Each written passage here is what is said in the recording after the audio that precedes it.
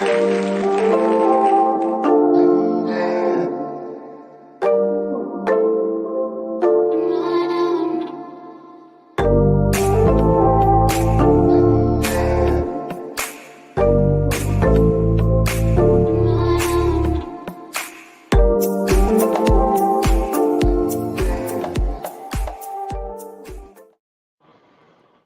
good morning, everyone, and Morning.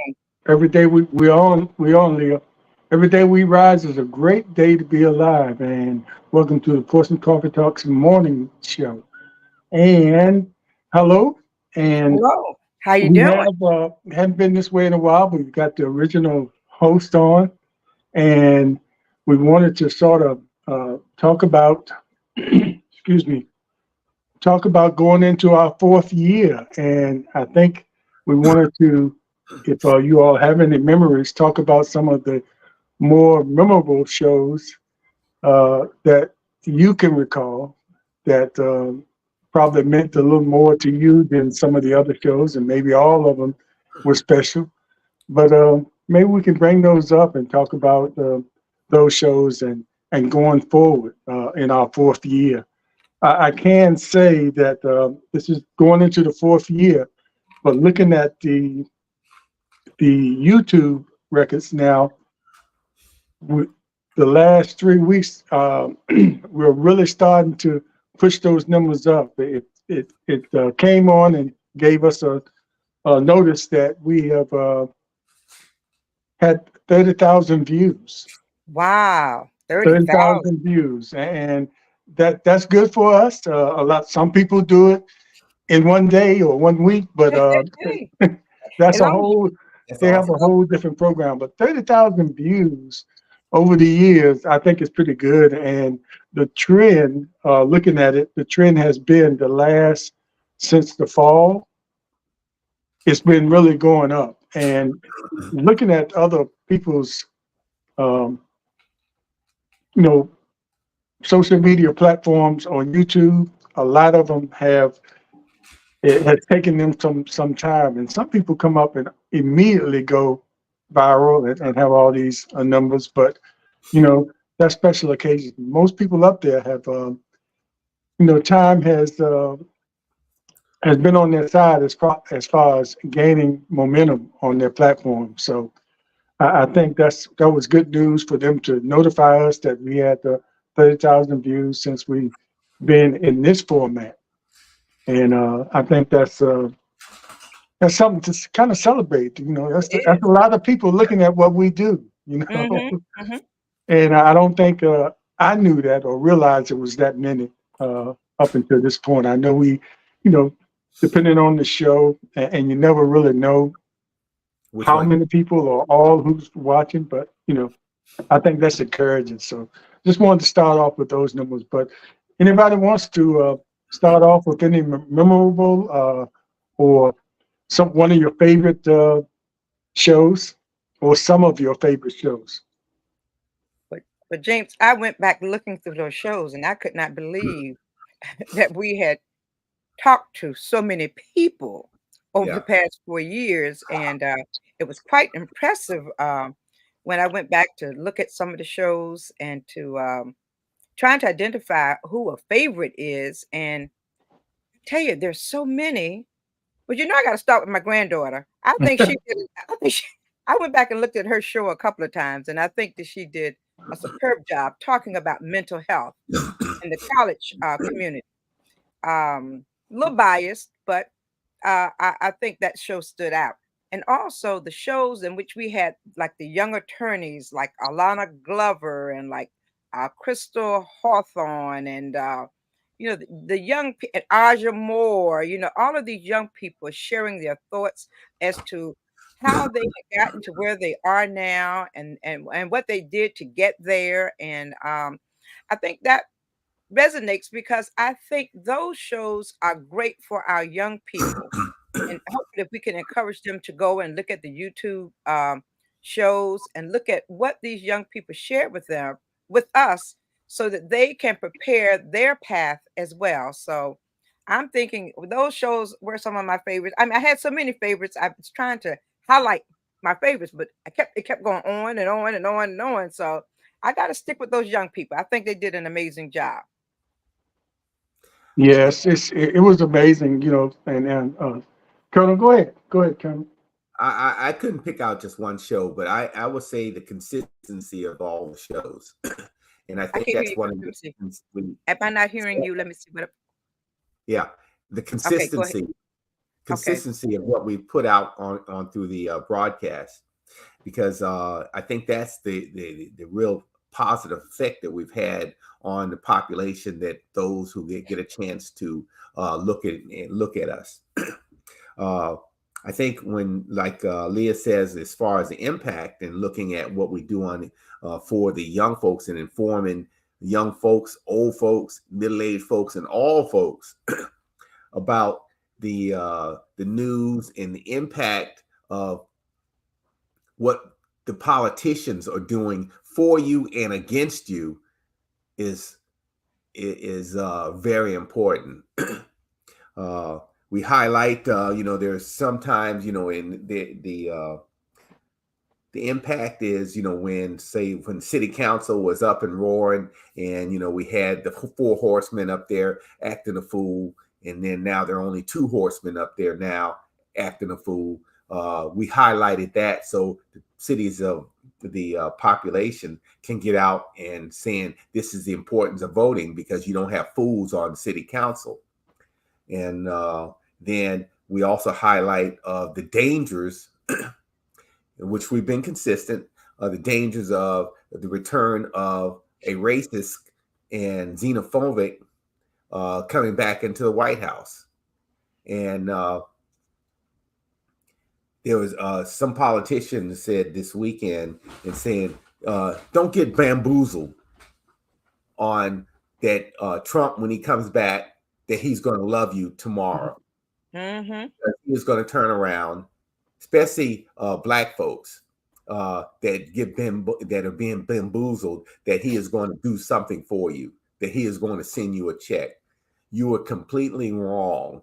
He is going to turn around and he's coming after us. And because, that 80% that voted against him, he's already said, I am going out to get those riggers. He didn't want to he put an R in there instead of putting an N. And so where he stands.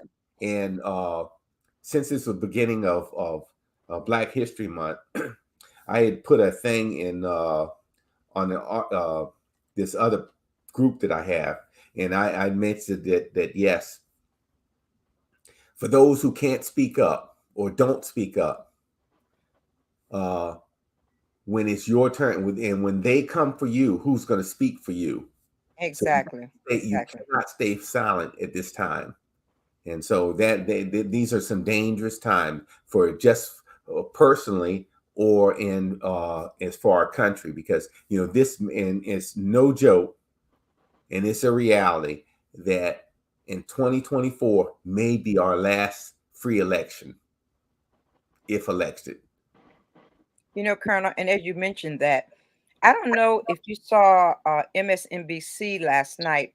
They were discussing Black men in America.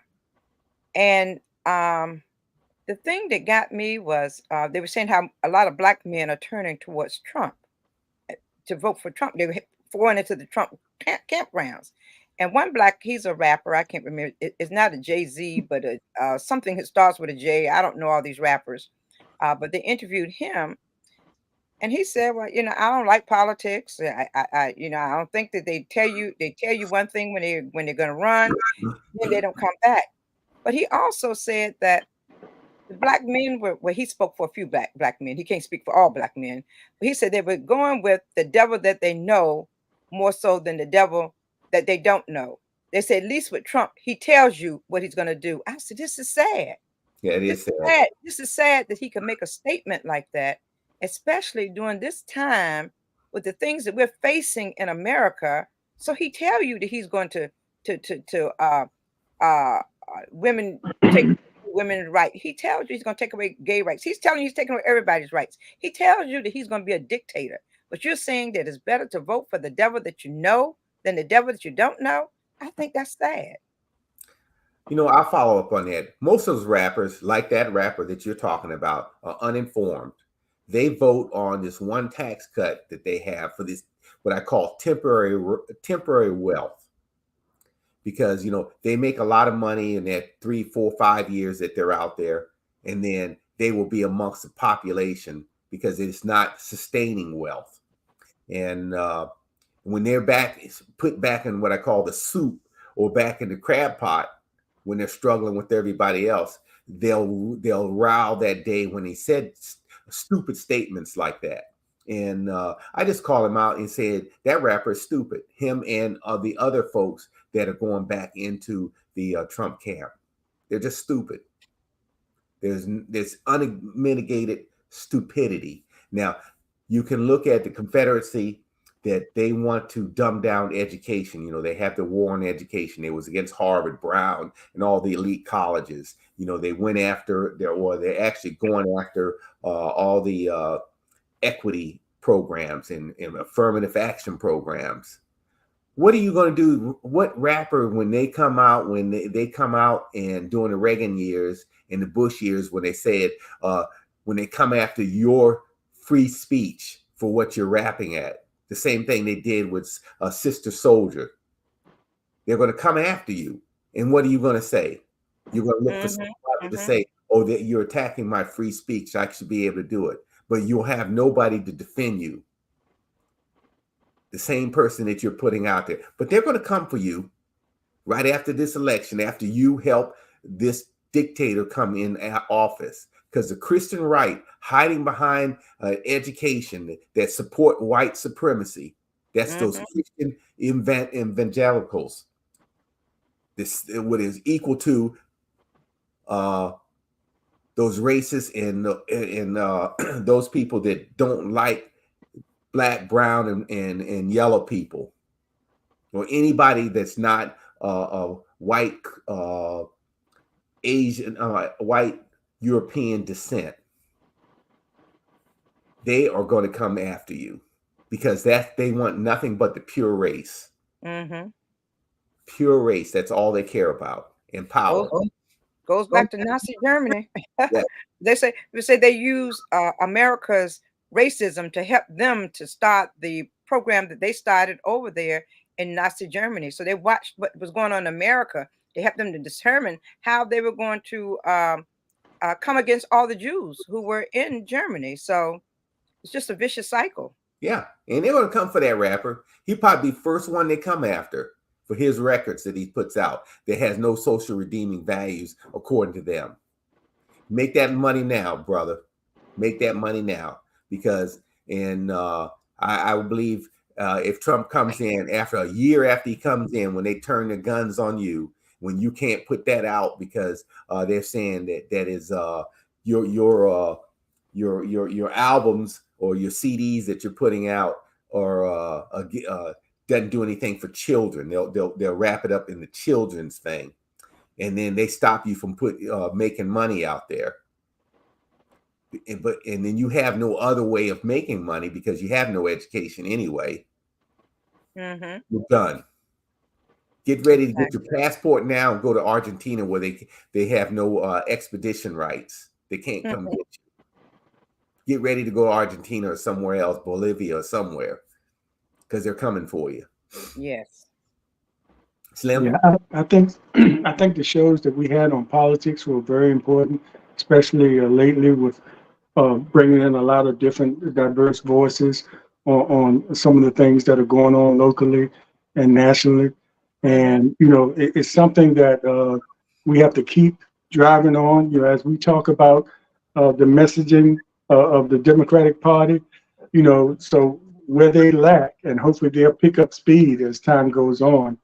And where they lack, it's going to have to be shows like this, social media shows like this, that's keeping up with what's really going on, to keep pounding that message or the good things or the things that are going on. And, we have to recognize things that are not so good as well, but we can't let the lies continue to go to the advantage of the opposition party, just spreading things that are not true. because they're not in power at this time. So Mhm. what we've done over the years, as far as bringing people on, politicians, elected officials, to talk about these issues, I think it's been something that we've learned from, and hopefully the people we share information with, our followers or subscribers or the people that like us on Facebook, hopefully they're getting something out of this, or they're encouraged to go get out and vote if they weren't doing it at first. Yes. The more we do it, and you just take all that and couple it with all the other things, our mission. We started out, our first show was about health. It was around during 2020. Was that around the end of the pandemic, or were we still in it? I Mhm. think I think we were still dealing with it. So we started out this platform with the first show was with the health department with Mhm. Dr. Lauren James Bond and Yes. Yes. Avante Allen Alan, yes. Benson. Mhm. So our mission, is to cover a lot of different subjects and share information that might help somebody. And looking over all the videos, I mean, we were kind of everywhere. Even though, like Colonel, when you're talking, we did a lot of focus on politics, which is, I think that's going to always be our niche. Talking about politics and keeping people informed in that area. But as far as mental health and general health, and Leah, you mentioned your granddaughter being one of your favorites. One of my favorites was anything that sort of personally hit you. We had the show on adoption where I brought a friend of mine that was at Union with me, and she was trying to follow her roots. Had my Right, right. brother on here to talk about some things when I was real little that I didn't remember, but Mhm. he talked about that. So shows like that. And then, it's personal to you, but it's people out there that's watching that might have gone through the same thing. And Exactly. sometimes it's good to hear somebody else talk about it in order for them to deal with what might be difficult for them. Mhm. Yeah, But it was I was just like I said, once looking back, I couldn't even get through all of them, James.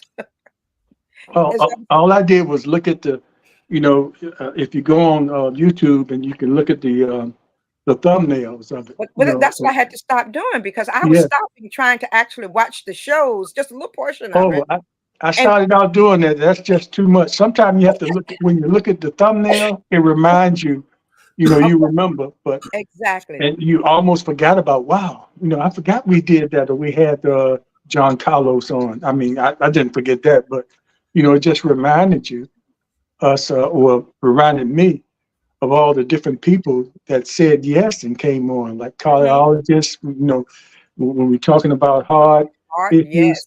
but to bring somebody on, an expert.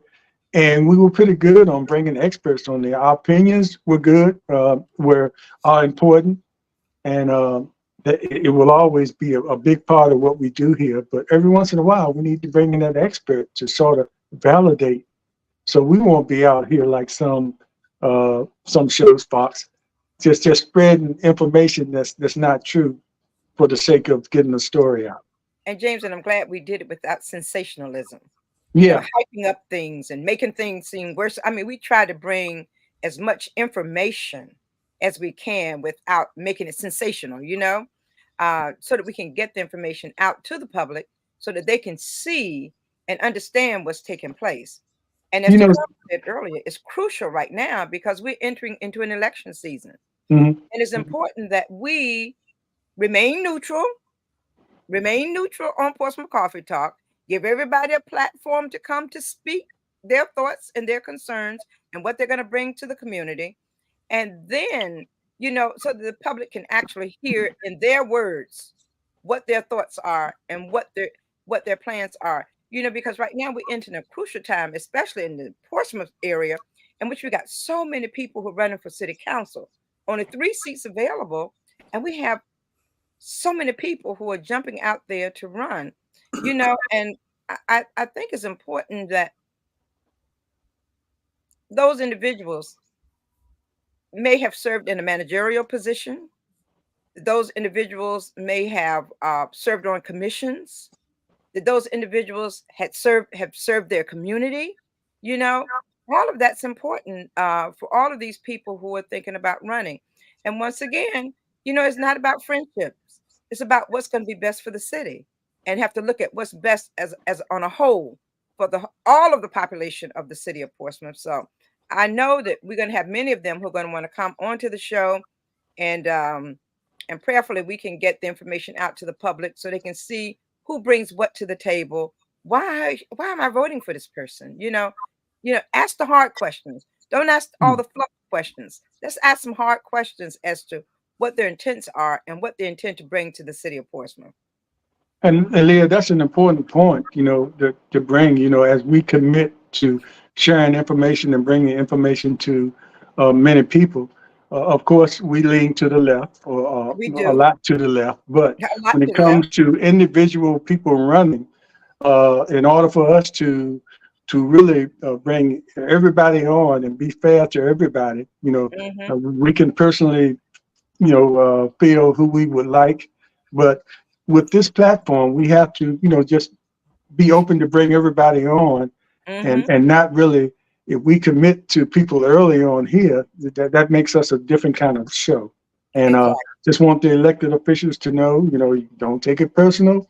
If we remain mutual, especially during these early times, because what we might want to do at the end is do an assessment of all the candidates, and just have a show where we just let people know, where these candidates stack up. And in order for us to do that properly, we just have to remain neutral. So we're just putting that out there for you now. So everybody will feel welcome to come on here. Once we start committing, then we cut into who might want to come on the show because they feel like we are a little too biased. The Right. way we feel personal, that's our personal thing. And it could come out in another way. But as far as Sportsman Coffee Talk, this is where we have to be. This is where we want to be at this point, because it's critical to us to make sure we give everybody an opportunity to either come up here and share their platform, or we will be in a position to ask those tough questions, and not necessarily all tough questions, but let me put it this way: important questions, questions that would give the voters an opportunity to really see that candidate for what they are. I mean, what they stand for, and not just bullet points, that are too general for you to really make a conversation. We have to get into the meat of it. How do you really feel? What are you going to do about it, and how you plan to approach it? So often they get away with those canned answers, so that's why. So, and I hope that doesn't scare you from coming on, but if you're going to run for office, you have to be prepared for that. Have to do your research, do your homework. Do your homework. We're going to do ours. Yeah. So I'll go back to in the beginning of this discussion, and we talked about the city council elections. And I think, Leah, you talked about the numbers of people running, but we also talked about the effect of increased numbers of people running for election. And yes, it is true by our Constitution that anybody can run for any open seat in any election, as long as you get the numbers, meet the qualifications. But we've also explained that and it hurt a lot of feelings. What's the total effect of an increased number of people running that actually splits the vote? That Thank you. Yes, it splits the vote, especially if you have a set of a number of people, or a couple people that have a set amount of hardcore supporters, and the rest of the independent vote out here is split. It allows them to remain in office. Now, in an example, and I'm not going to put a name with it, but say if I was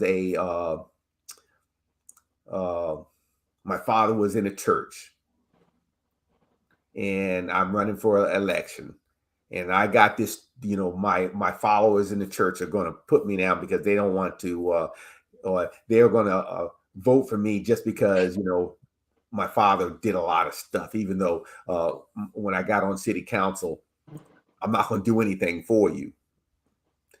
So I have that set amount, and this is the same thing with Trump. I got this 30% of people, and if you divide the rest of the rest of the voters out there, I'm going to rise to the top. And that's the same example that some folks on running for city council have done for a number of years.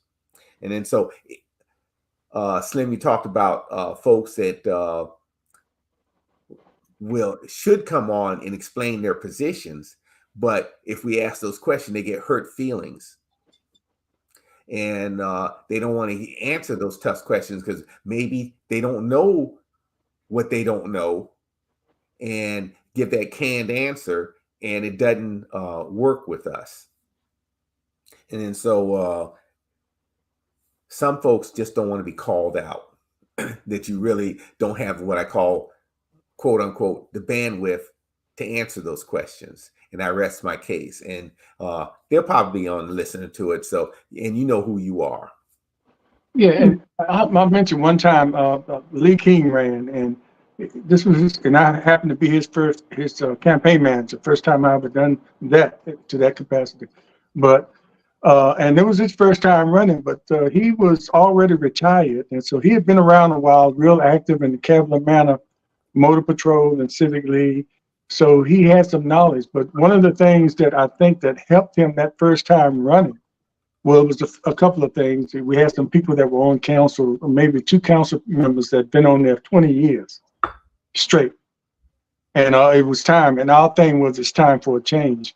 Mm-hmm. But another thing that probably helped him was that, if it came down to, he was asked a question he didn't know, he didn't try to jibble around it. He said, I'm really not familiar with that, but I'll find out. And hopefully next time we talk, I'll have the answer for it.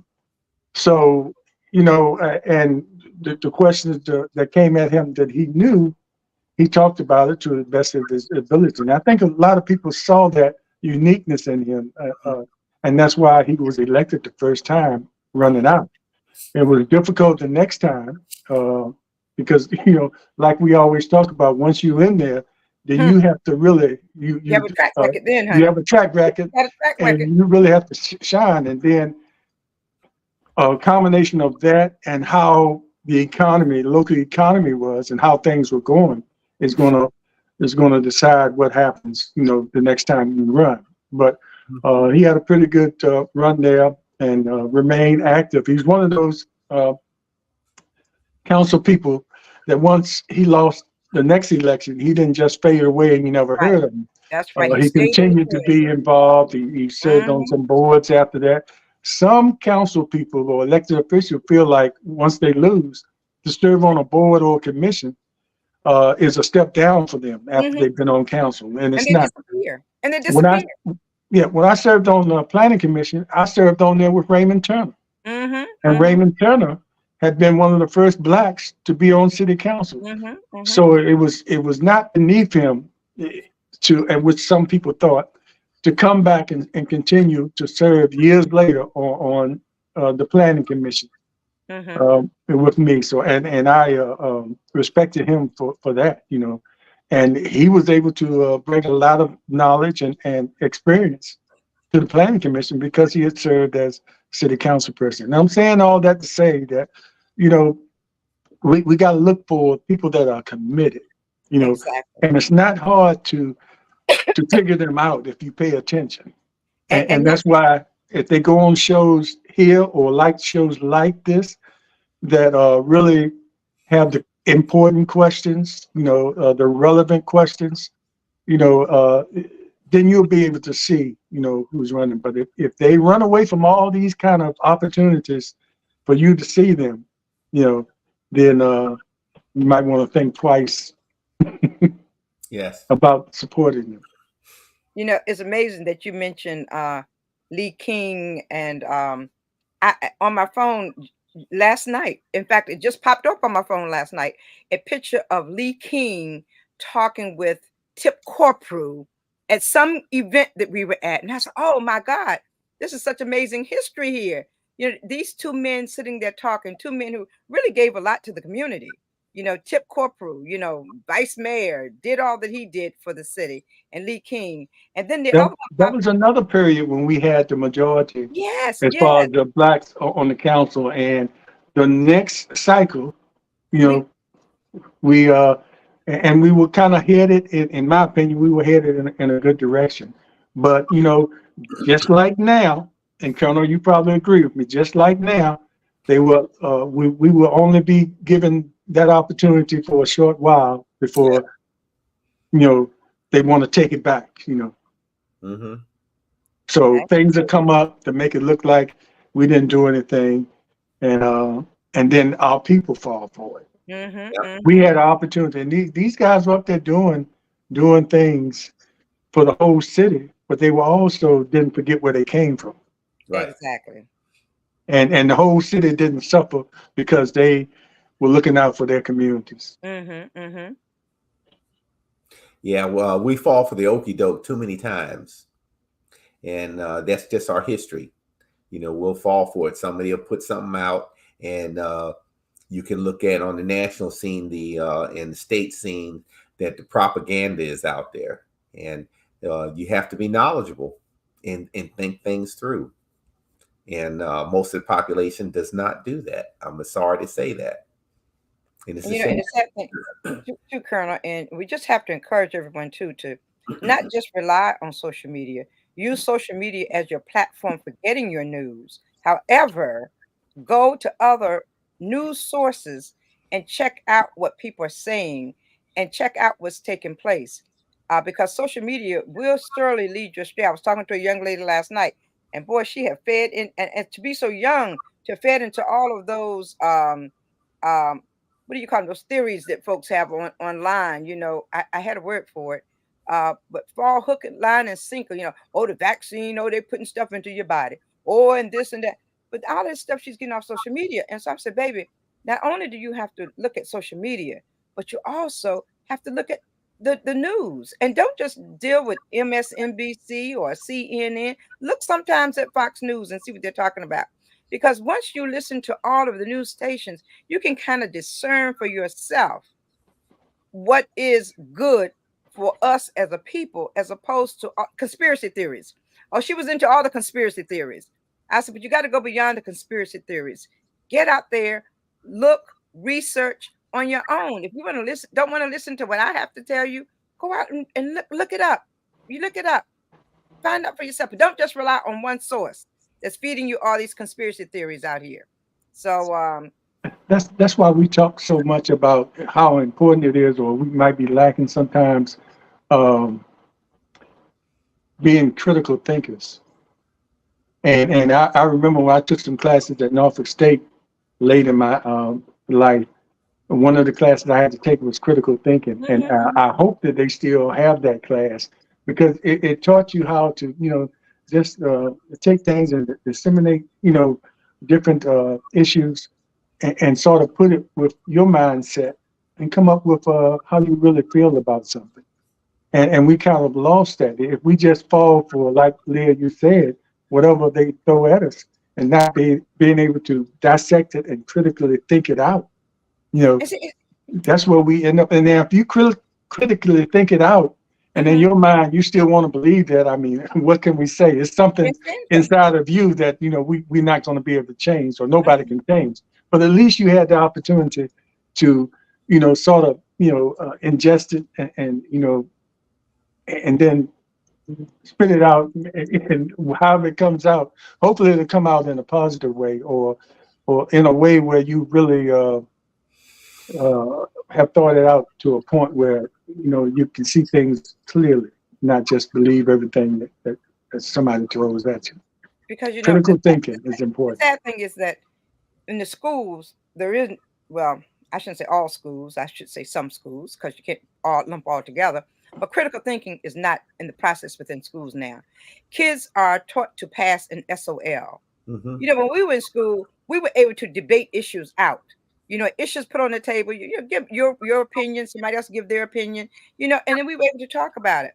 Now, I know one class, I know Dr. Joe Knight students, he does have his children to talk about issues, and he does give them the abilities to debate those issues out.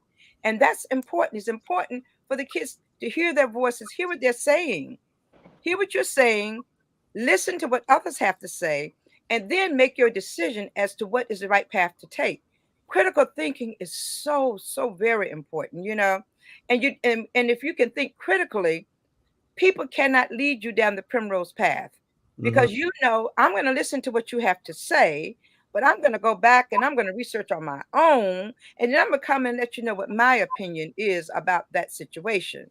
So I wish we could get back to that place where in the classrooms the students are given an opportunity to think things out, to talk things out, and debate things out. Debating is healthy. Debating is extremely healthy.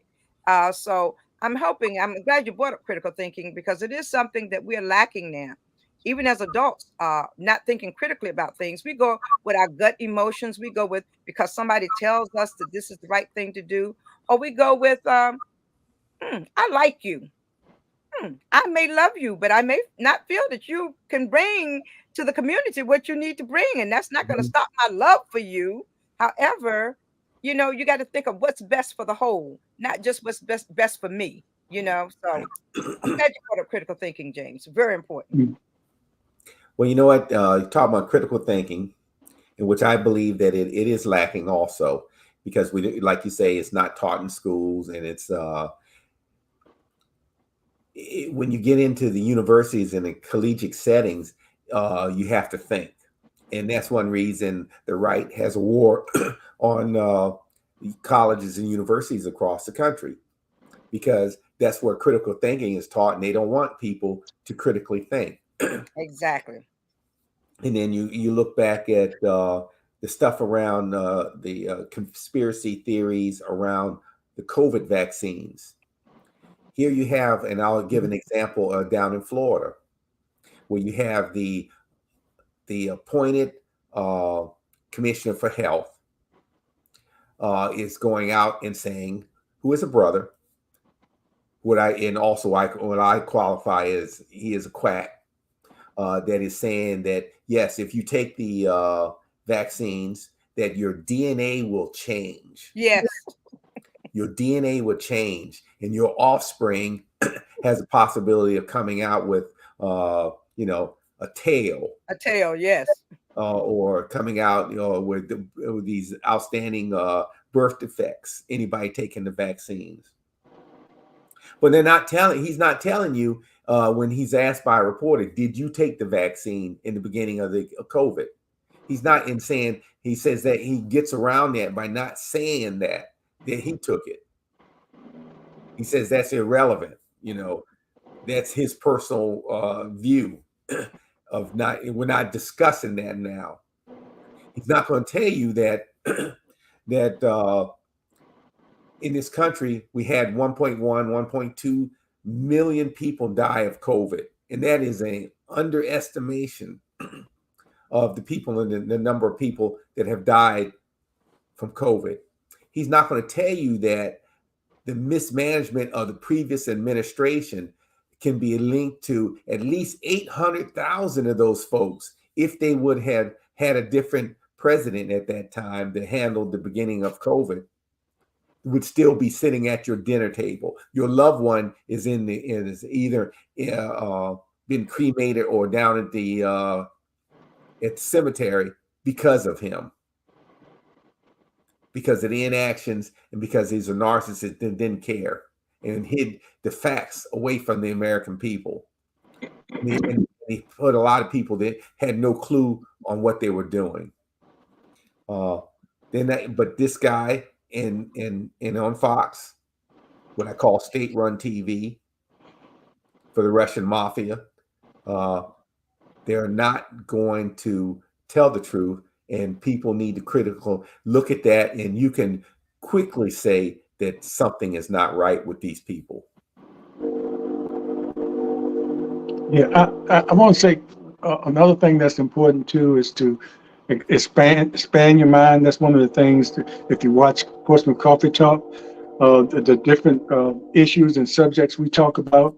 It's always good. And Colonel, I can remember your dad. Your dad, it wasn't a subject you could bring up that he couldn't have a conversation with you Yeah. about. And you don't have to know everything about everything, but just knowing a little bit about something, it helps you when you have conversations with people, and it helps you. And some issues and subjects overlap. Yeah. Either into politics and things like that. So it's important to not have a one-track mind where all you look at is the housewives of whatever city or soap operas and but you just expand your mind and when you watch Coffee Talk, you'll see a lot of different subjects that we cover that we are watching and learning and sharing our experience with it. So it's important to do that too, I think, and of course Coffee Talk will bring that to you. That's So please go not back a shameless plug, that's a plug. please go back to YouTube and look at many of the videos that are on YouTube from Portsmouth Coffee Talk. And we ask you to subscribe. Subscribe to Coffee Over Talk. 300.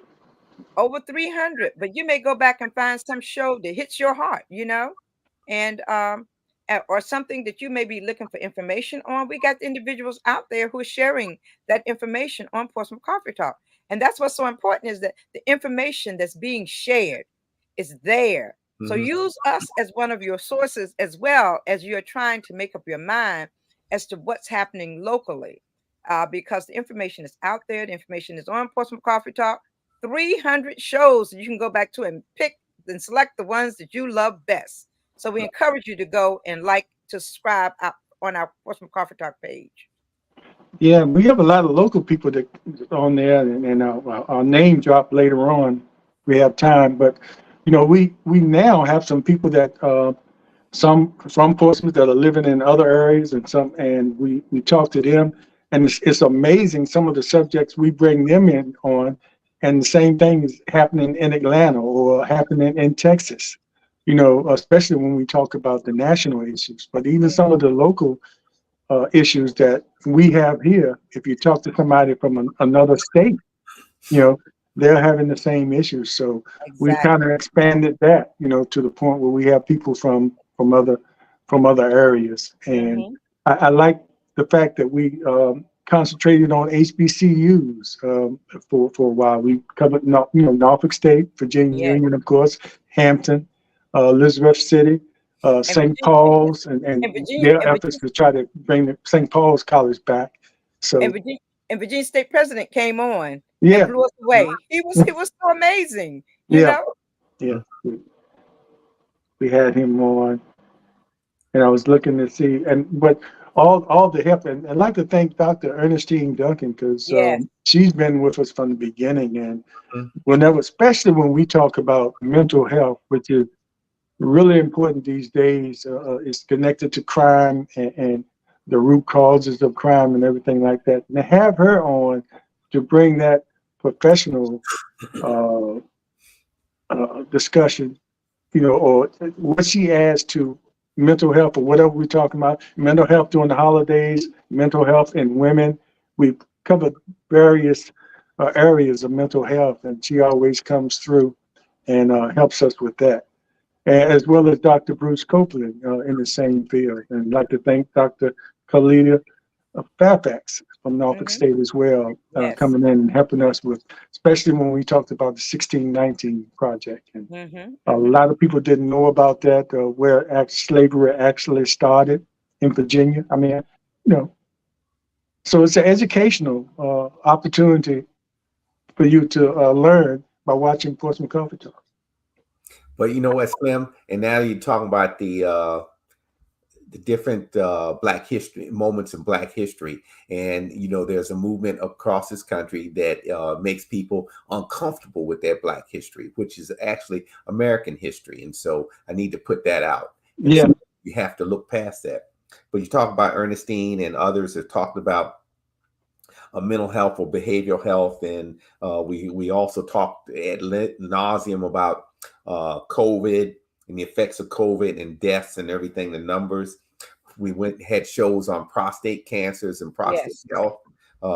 We also linked that to the ACA and how those on the right want to take that away, and with the effects of not having health care for tens of thousands of folks across this country.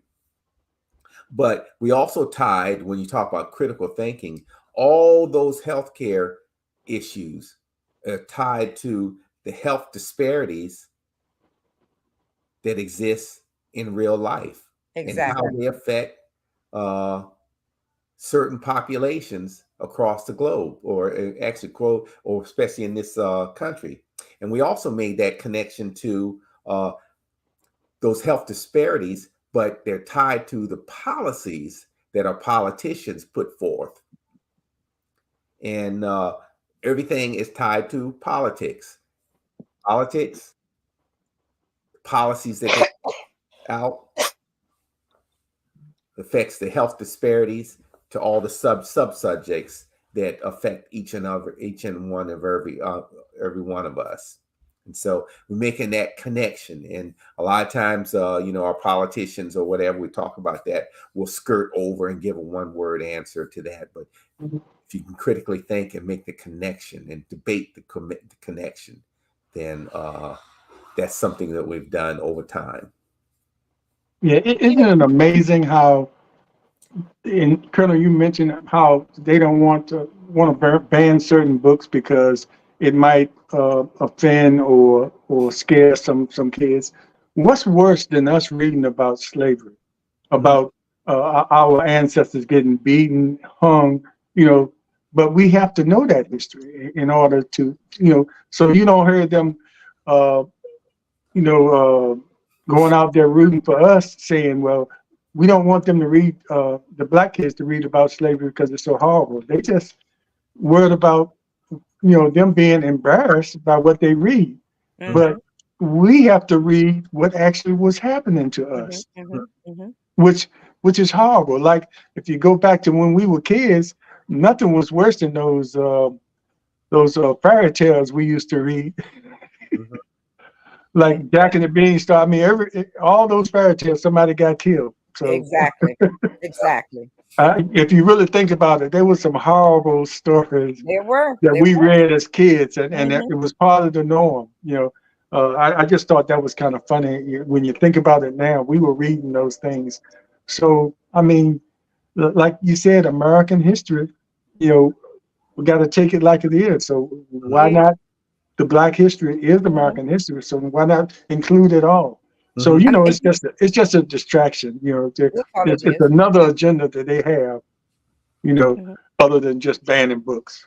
But James, I'm thinking as you talk about history, I always go back to my Sankofa children from 1997 when we started, and I was coming out of church yesterday. That's through knowing and knowing your history, As I was coming out of church yesterday, I saw this reflection on the ramp, and when I looked at that reflection on the ramp, I said, "Oh my God, that's a Sankofa symbol." All these years, I never realized that the railing in that ramp had that Sankofa symbol in there.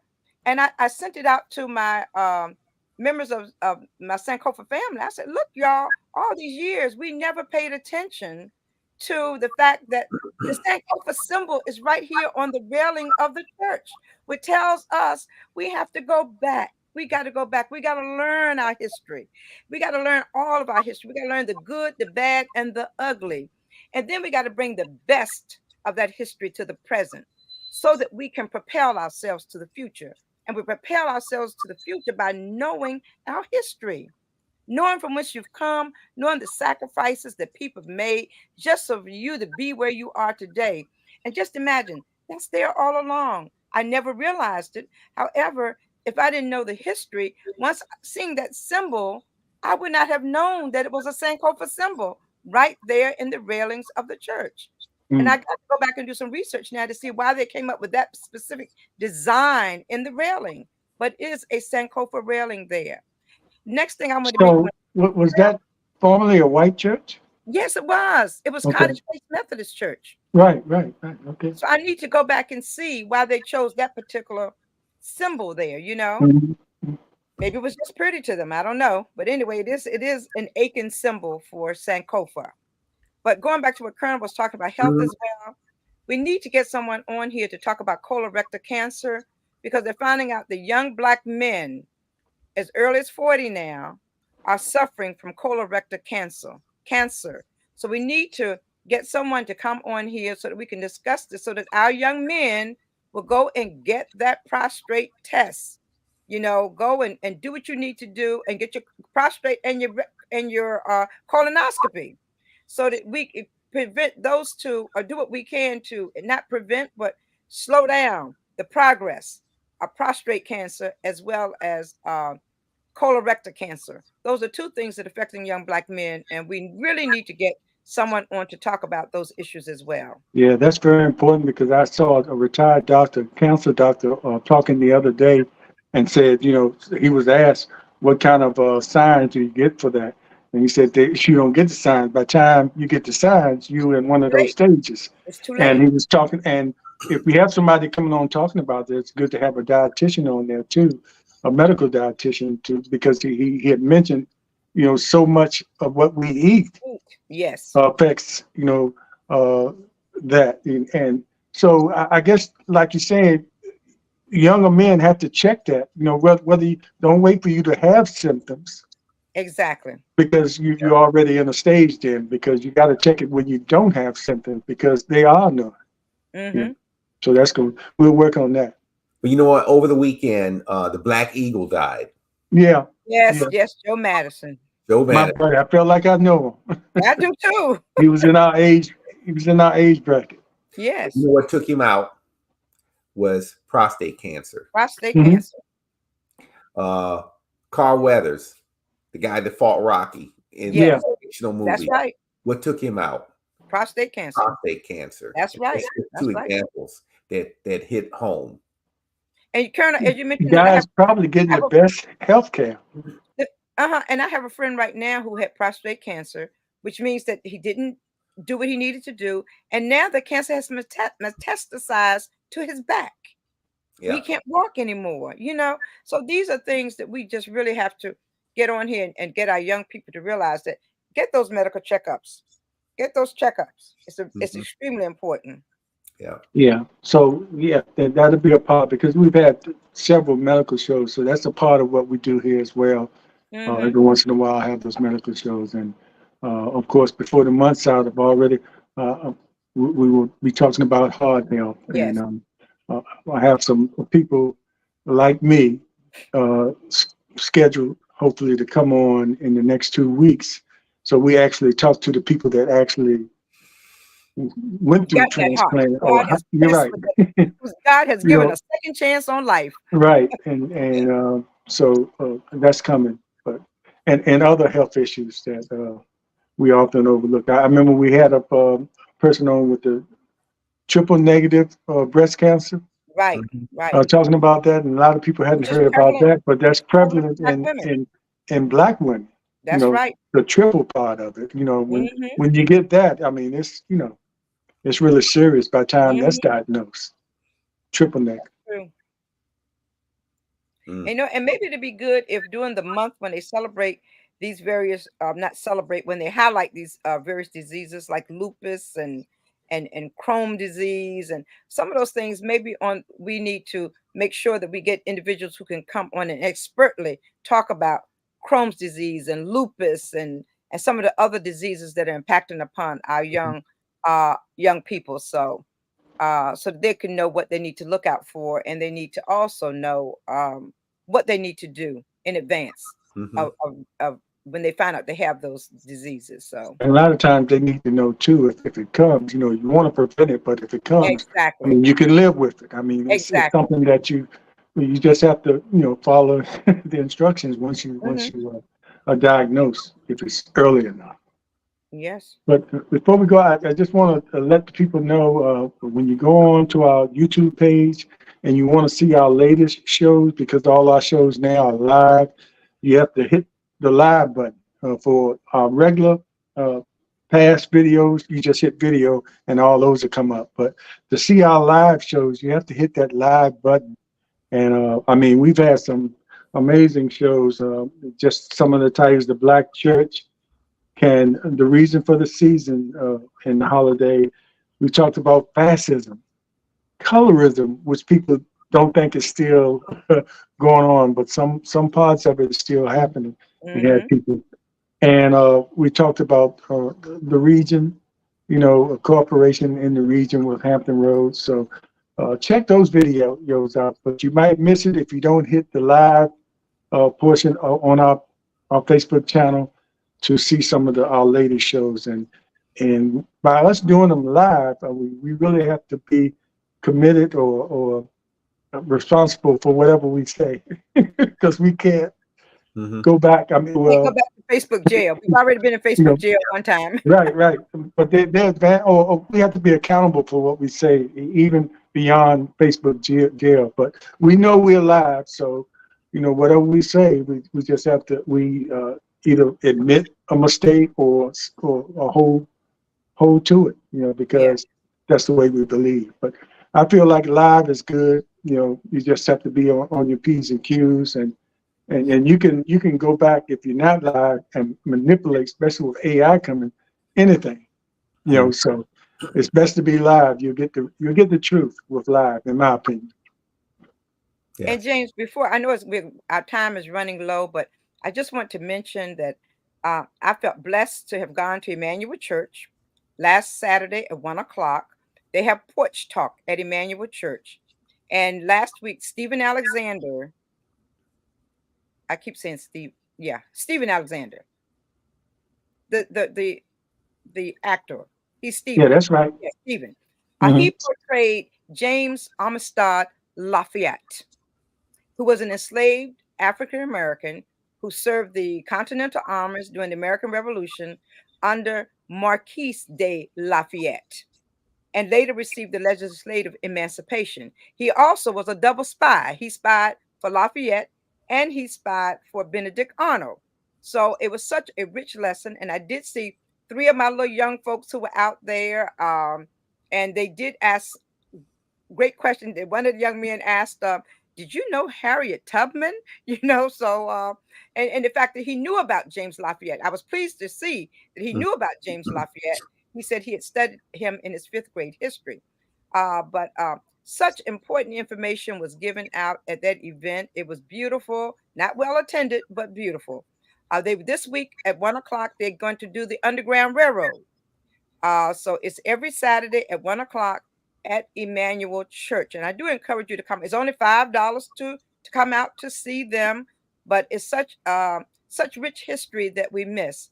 And once again, I want to shout out for the farmers market, because you can see these individuals who are portraying these individuals walking throughout the farmers market, and you have a chance to talk to them and ask them questions about the person who they are portraying, because they portrayed, oh my God, I'm losing her name now, but they portrayed the young lady from Portsmouth who got away on the Underground Railroad, and she was a part of the highlight of the symphony that they had over at the Virginia Opera. How she escaped and everything, and the mechanisms that people use in order to escape. One person posing as an old white man, 2 other posing as women who are going to their auntie's funeral. The auntie did not exist. I mean, just information that we don't get, and you have the perfect opportunity to receive it, and to receive it in a way in which you can ingest it easily. So I do encourage you to come out to Emmanuel Church, and $5, and I'm sure you're going to be as thrilled as I was last week. Alex, he did an amazing job. And one of the kids asked, why does he speak French? I said, because he learned to read and write French at an early age, because his master had him to sit in with his young son, and so that he could learn French. And the master of that Amistad required all of their enslaved people to be able to read and write, which was unheard of during that time. So it's a lot of history, folks. Come on out. not only just put a shirt on saying you celebrate Black History Month, but come out and learn that Black history. Don't just do it for the month. Do it throughout the year.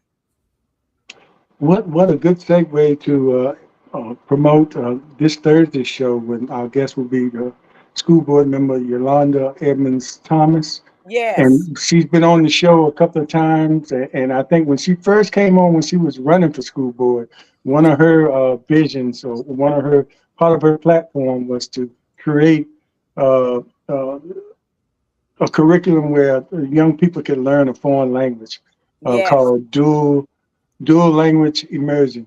Dual language.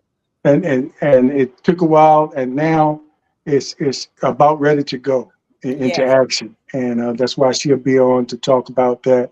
And So you important. talking about him learning French, and it's so important for our young kids to learn a language, to be bilingual early. Exactly. And because a lot of the jobs, especially in the government and Mhm. even in some retail stores, it's good to be bilingual because people that come in here, especially in this area, we get a lot of people on the ships coming, into the city, and they don't speak English. So we need people in positions that can speak both languages, and it will help in a way. So she's And going to be on to talk about that.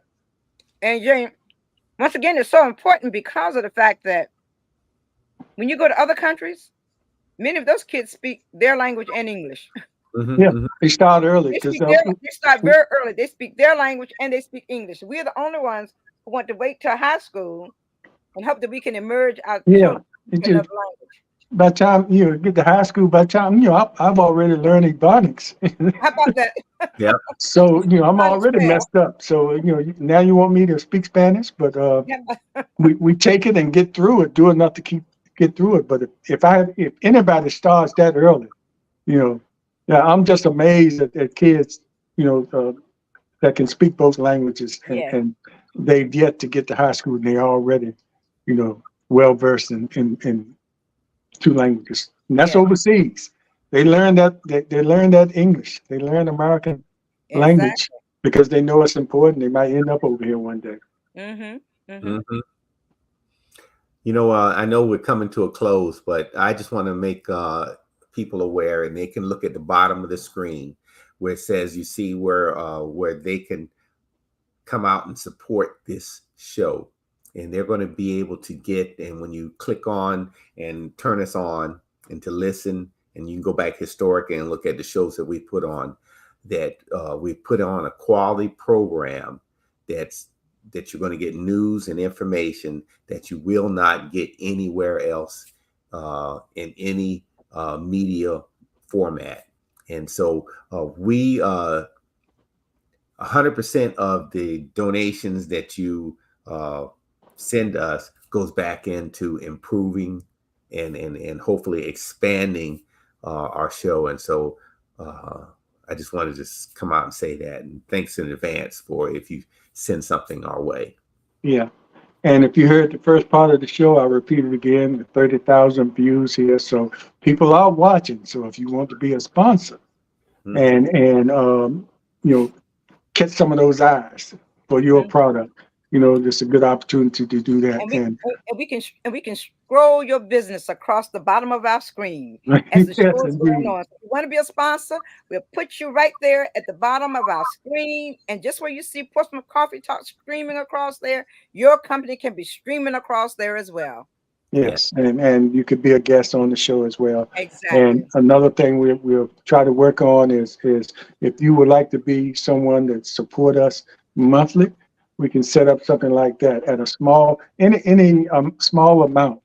But we're looking for somebody to be consistent monthly to set up an account with us and just contribute something monthly to us so we can continue to expand, because we want to do a lot of stuff outside of our studios here and cover some things and the equipment that we need. We use, our phones and things now, but at some point we're going to have the camera set up, because it works better for for what we want to try to do in the future. And one of our goals is to, we're not going to be here forever, but one of our goals is to, for Portsmouth Coffee Talk to continue on even when we're not here, even when we're not doing it anymore. Don't want it to end when we decide we want to step down. We want to be in a position to pass this on to some other well-deserving young people or whoever wants to continue on what we do here. You know, we didn't put this together for it to end when we decide to step aside. So keep that in mind. Thank you, everybody who has been following us and watching us, and the people who have contributed to us in the past. And we'll look forward, as the Colonel said, for you to. We thank you in advance for supporting us in the future. And thank you to all of those who are on this morning. We thank you for watching, and we celebrate each of you at this time. Yes. Yes, indeed. Okay, host. We'll see you next time. See you this Thursday. And who do we have this Thursday, sir? Yolanda. I just wanted you to say it again. That's all. Okay. Yolanda Edmonds will come on and talk about Yolanda Edmonds Thomas. Immersion into languages. Yes. Yes, school board member. Right. And join us next Monday. You're going to really enjoy this when we have Ashley Watts to come on to talk about the Watts family. If you don't know about how the Watts family contributed with Safeway Cabs and being one of the owners of the Seaview Beach, you're going to want to hear this history. And you might want to pass this on to others who don't know this history. All of us lived that. Yes, we did. The last thing I'll say, if you remember Seaview Beach, you remember they had a pool on the beach? Yes. That had seawater in it. Seawater in it. But they had it, and amusement park and everything. So that's going to be next Monday on our Monday morning show. So join us there. Okay. Thanks, everybody. And we'll see you next time. Okay. Have a good morning. All right.